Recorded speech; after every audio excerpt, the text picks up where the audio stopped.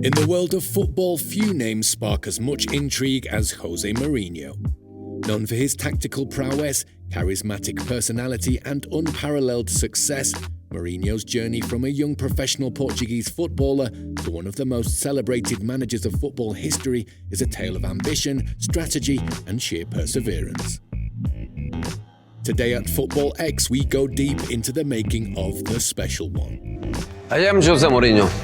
Tracing his path through victories and challenges and his riveting rivalries, notably with the infamous Pep Guardiola. Jose Mourinho began his football journey in Setúbal, Portugal, far from the glittering lights of the stadiums where he would later make his mark. Mourinho yearned for greater challenges, and in 1992, an opportunity arose to work as translator for a top foreign coach. Sir Bobby Robson had been appointed as the new manager of Lisbon club Sporting CP, and the Englishman required a local coach with a good command of English to work as his interpreter. His coaching career ignited at Sporting CP, then Porto, and later Barcelona. However, it wasn't just translation services Mourinho provided. His tactical insights and work ethic soon saw him taking coaching responsibilities, laying the groundwork for his future success. Initially a step away from management, Mourinho began discussing tactics and coaching with Robson in his interpreting role. Robson was sacked by Sporting in December 1993, but Portuguese rivals FC Porto appointed him as their head coach, and Mourinho moved with him, continuing to coach and interpret for players at the new club. This Porto team, consisting of players like Lubinko Drulovic, Domingos Paciencia, Rui Barros, Jorge Costa and Vitor Bahia, went on to dominate Portuguese football the following years. Such was the impact of Robson and Mourinho on making Porto a lasting team that the club managed to claim 3 more consecutive championships after they had left. After 2 years at Porto, the duo moved again, switching to FC Barcelona in 1996, where he learnt Catalan for the new challenge. Mourinho and his family moved to Barcelona, and he gradually became a prominent figure of Barcelona's staff by translating at press conferences, planning practice sessions, and helping players through tactical advice and analyses of the opposition. The partnership was fruitful, and Barcelona finished the season with the European Cup Winners' Cup. Robson left the club the following season, but this time Mourinho did not follow, as Barcelona were keen to retain him as assistant manager. He began working with Robson's successor, Louis van Gaal, and he learnt much from the Dutchman's conscientious style. Both assistant and head coach combined their studious approach to the game, and Barcelona won La Liga twice in Van Gaal's first 2 years as coach. Van Gaal saw that his number 2 had the promise to be more than a skilled assistant.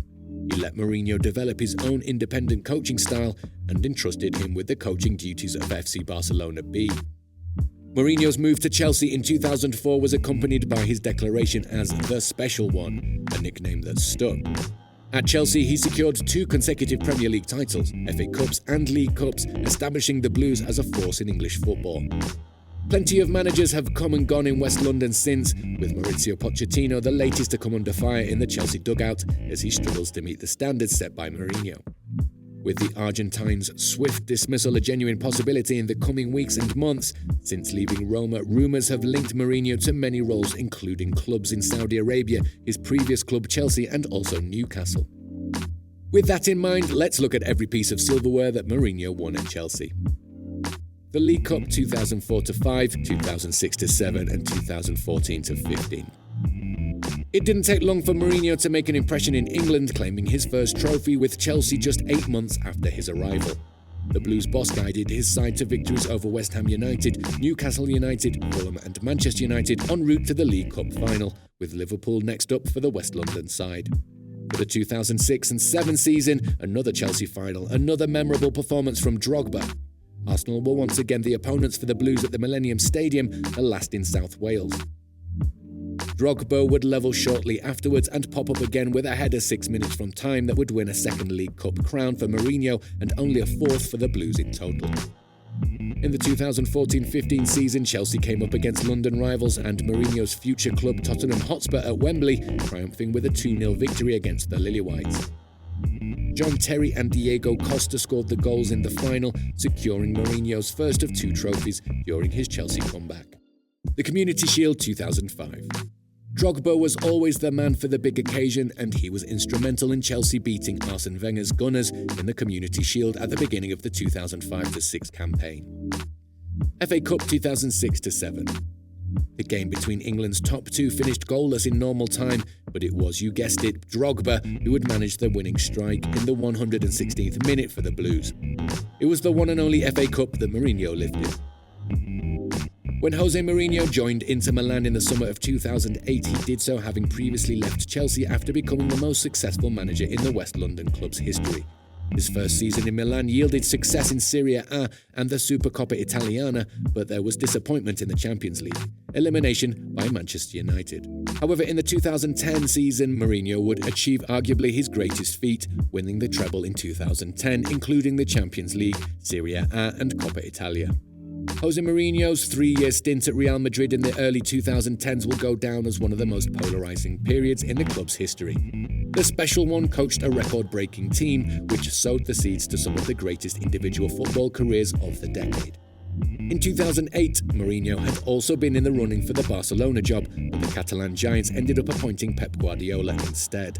The Portuguese coach's Inter Milan side had also most recently knocked the Blaugrana out of the Champions League at the semi-final stage.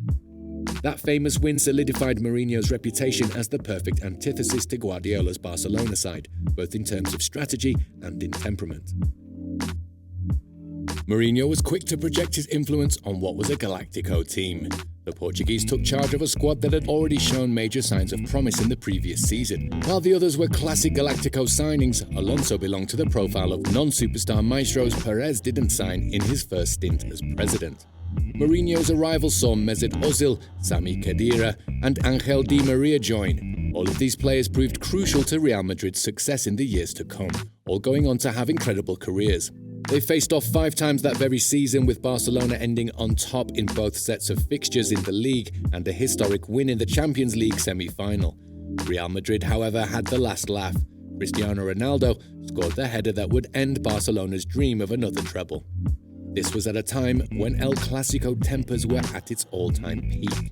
The tension was palpable, felt in each kick of the ball, each pull of the shirt, each shove to the ground, and each time an insult was hurled at an opposition player. This was Mourinho versus Guardiola, but it was also Ronaldo versus Messi, and the rest of the lineups virtually matched up against one another. The Mourinho era in Spain had begun, or so we thought. Mourinho's return to Chelsea in 2013 saw him lift another Premier League title. However, it was his time at Manchester United that added a Europa League victory to his illustrious resume, despite facing criticism for the team's playing style. At Tottenham Hotspur, though trophyless, Mourinho helped stabilise the club and guided them to a 6th-place finish, ensuring European football. Jose Mourinho's legacy extends beyond trophies and titles. His tactical innovations, psychological mastery, and ability to adapt to different leagues and cultures have influenced a generation of coaches and players. As we look back on his remarkable career, it's clear that Mourinho's impact on football will be felt for years to come. I want to thank my viewers once again for enjoying these videos till the end. This is Football X. Until next time.